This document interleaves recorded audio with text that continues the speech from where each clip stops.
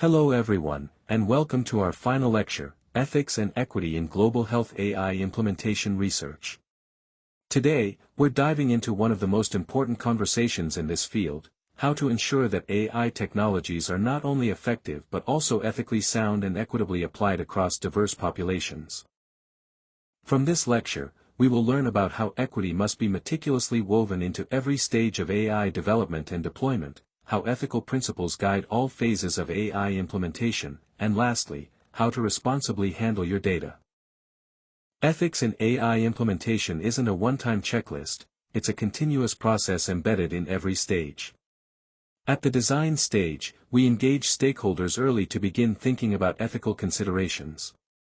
At the implementation stage, we monitor impacts, especially for vulnerable populations. At the evaluation stage, we measure not just effectiveness, but fairness across different populations. Lastly, at the scale-up stage, we build ethical governance into long-term systems. Here are 5 core principles we must uphold. Justice: are the benefits and burdens fairly distributed? Non-maleficence: are we protecting people from harm? Beneficence: are we maximizing benefits, especially for those most in need?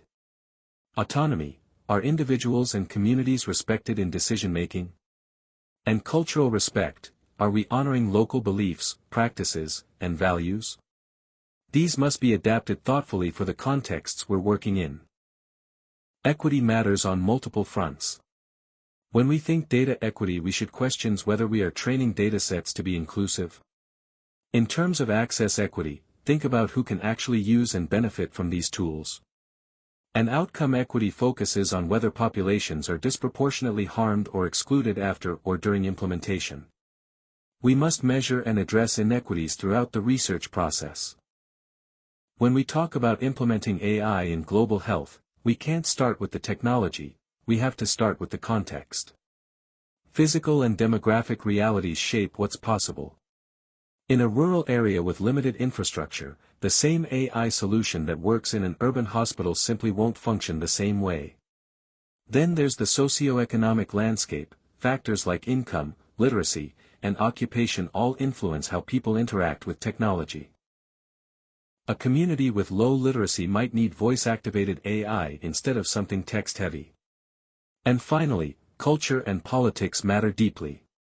Beliefs about health, attitudes toward data privacy, and the strength of local governance all impact whether AI is accepted or rejected. Ethical implementation means adapting to all of this, not forcing a one-size-fits-all model. Because without context, we risk building tools that fail, or worse, cause harm.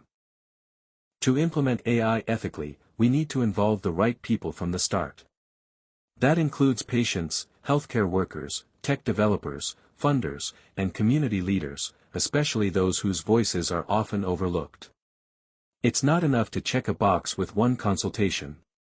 Stakeholder engagement should be continuous and evolve with the project. The more diverse the perspectives, the more grounded and effective the solution will be. When we center those most impacted, we reduce blind spots. And build technology that truly serves the people it's meant to help. Before launching any AI tool, it's essential to understand the institutions it's entering.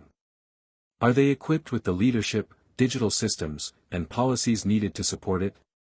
A simple SWOT analysis, looking at strengths, weaknesses, opportunities, and threats, can reveal a lot. Maybe there's strong political support, but outdated infrastructure. Maybe there's enthusiasm among staff, but resistance at the executive level. These dynamics affect not just success, but ethics too. If systems aren't ready, implementation can backfire, wasting resources, eroding trust, or even causing harm. Understanding institutional dynamics helps avoid ethical blind spots. Not every part of an AI solution should, or can, be adapted. That's why we need to break it down. Some elements are core to how the system works. These shouldn't be changed without risking performance. Others are adaptable, things like language, interface design, or how alerts are delivered. And then there's the support layer, training, infrastructure, and local policies that help everything function. When we're clear about what can be localized and what can't, we make better decisions. Both ethically and practically. When planning an AI intervention, ethics shouldn't come in at the end, it should be built into your logic model from the start. Think about your inputs. Are your data sources inclusive? Are your partnerships equitable? Then, look at the activities. Is your training accessible? Is the implementation process transparent? And finally, the outcomes. Are you reaching the communities most in need? Are you improving equity, or just reinforcing existing gaps? By weaving ethics into each layer of the plan, we create AI systems that are not only effective, but also just. Health systems aren't static, they're complex and constantly changing.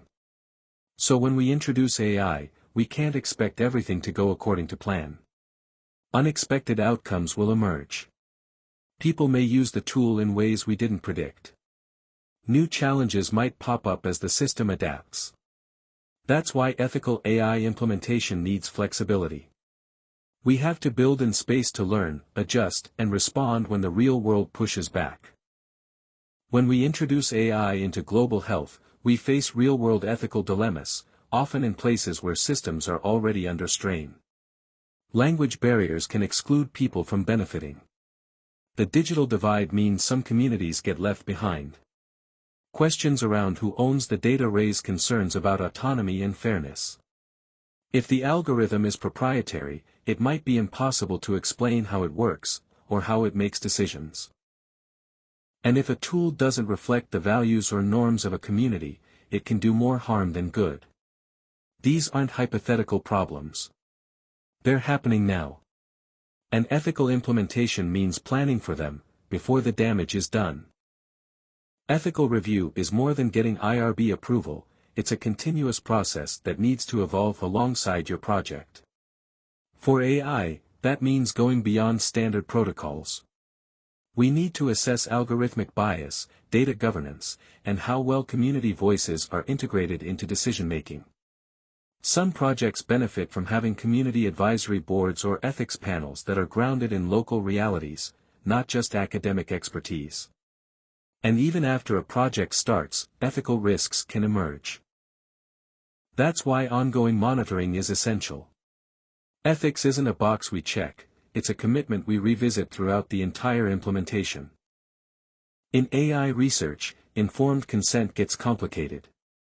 Often, data is used from people who never directly interact with the project. They might not even know their data is part of it.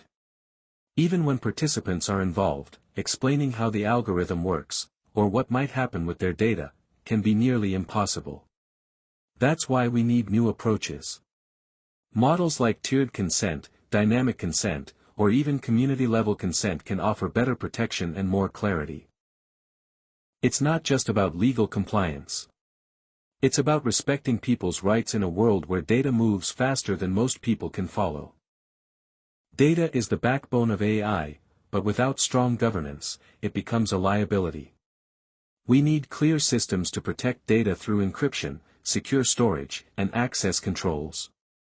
Privacy isn't just about hiding information, it's about ensuring people have control over how their data is used. In global health, it's especially important to avoid extractive practices, where data is taken from one region and used elsewhere, with little benefit for those who provided it. We also face challenges with cross-border data sharing. Different countries have different laws, but the ethical standard should always be to protect the individual first. Most AI systems are trained on data from high-income countries. That means when they're used in low-resource settings, the results can be dangerously inaccurate. For underrepresented groups, error rates can be significantly higher. And when those errors affect health decisions, the consequences are serious. That's why detecting and correcting bias isn't optional, it's essential. We need to test performance across different populations, not just overall accuracy. And we need to build systems that adapt, not just assume one size fits all. Because when bias goes unchecked, it's not just a technical flaw, it's an ethical failure. AI in global health often flows from the global north to the global south. But when local voices aren't centered, the result can be exclusion, mistrust, and missed opportunities. We need to acknowledge these power imbalances, and actively work to shift them. That means supporting local leadership, ensuring communities have ownership over their data, and sharing credit and benefits fairly. Ethical AI isn't just about the technology, it's about who gets to shape it, and who gets left out. Translating an app or localizing a user interface is a start, but true cultural adaptation goes much deeper. It means recognizing the beliefs, norms, and values that shape how people understand health, illness, and technology. An AI tool that clashes with local traditions, even subtly, may be rejected or misunderstood. That's why co-design with local communities is so powerful.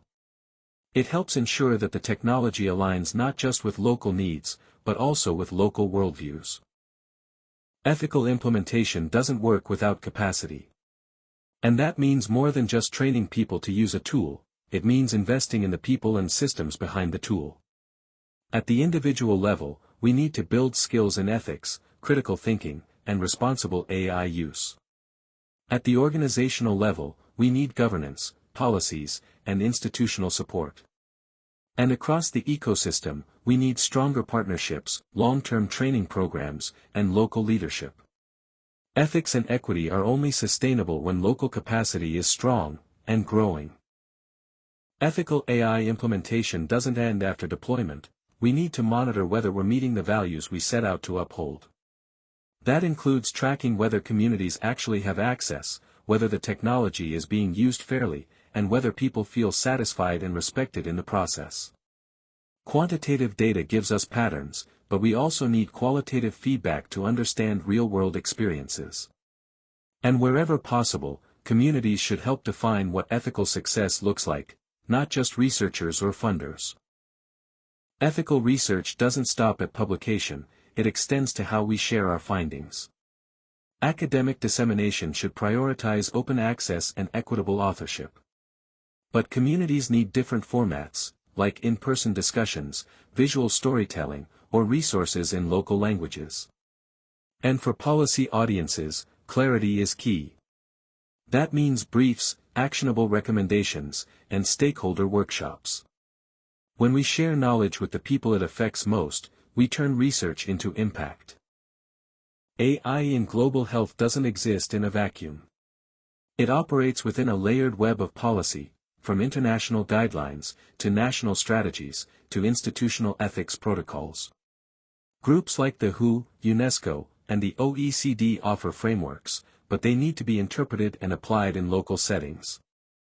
National laws around data and AI vary widely, and institutional policies may not always keep pace with innovation. Researchers can't afford to treat these policies as background noise. We need to engage with them, shape them, and advocate for ethical standards that work in the real world. Let's look at a real example. In a rural setting with limited access to specialists, a team developed an AI-powered mobile app to help community health workers identify high-risk pregnancies. The tool analyzed basic health data and symptoms to suggest when a referral might be needed. But ethical challenges quickly emerged, like the fact that rural populations weren't well represented in the training data. There were also concerns around digital literacy, over-reliance on the algorithm, and data privacy in places with weak regulation. So what worked? The team adapted by collecting local data, offering strong training, and using tiered automation to support, not replace, human judgment. Most importantly, they involved the community in designing the tool and monitoring its use. That's what ethical implementation looks like in action. This case study illustrates how implementation researchers addressed ethical challenges through thoughtful design and community engagement. By involving end users in co-design, collecting supplementary local data, and establishing community oversight, the team created an implementation approach that respected local context while maximizing potential benefits. As AI continues to grow in global health, we need more than just good intentions, we need better tools and strategies to put ethics into practice. That means creating practical resources for frontline teams, building participatory methods into project design, and improving how we measure ethical impact, not just technical success. Most importantly, we need guidance that's grounded in context. Abstract principles aren't enough. The future depends on our ability to translate values into action, across diverse real-world settings. Ethics in AI isn't a one-time checklist, it's a continuous process that demands reflection, flexibility, and accountability. Engagement must be real, not symbolic. Equity must be built into every layer, not just mentioned in the conclusion. As researchers, implementers, and advocates, we have a responsibility to center ethics at every stage of AI development. Because when we fail to do so, real people bear the consequences. The future of AI in global health depends on us. Let's get it right, together. Congratulations on finishing the last lecture of the course.